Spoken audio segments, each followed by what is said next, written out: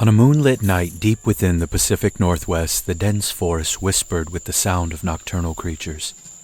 But something else stirred that night, something ancient, something evil.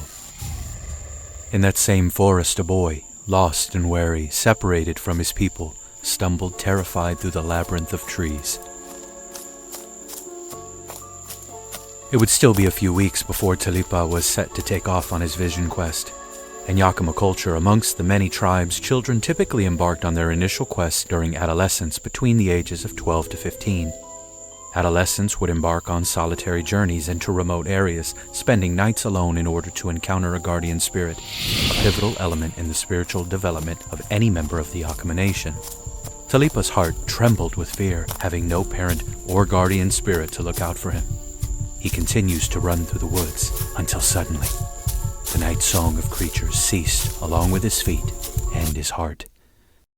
Then, an ear-piercing screech tears through the still night air. The boy turned around and looked up.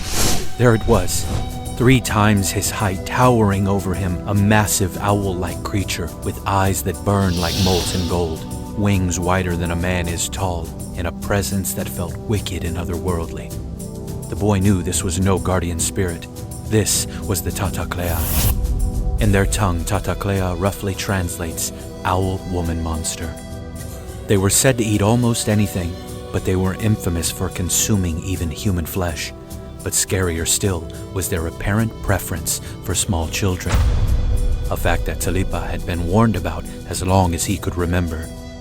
He tried to move, but the paralyzing gaze of the creature locked him in place. It watched him, unmoving, as if deciding not whether to strike, but when. She bent toward him slowly, tilting her head 45 degrees to the right, eyeing the boy malevolently. With trembling hands, Tah-Tah-Kle Ah clutched the beaded necklace around his neck, given to him by his father, passed down through generations in his family. The beast's face was getting closer and closer to his until footsteps could be heard running through the forest. Twigs snapping, leaves crunching. The beast and the boy both paused. Both heads turned in synchronized motion at the sound of Tah-Tah-Kle Ah! Tah-Tah-Kle Ah!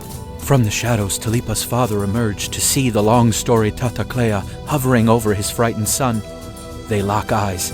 The creature lets out another unearthly screech. Father and son clutch their ears in pain. Then, just as suddenly as it appeared, the creature vanished into the dense forest.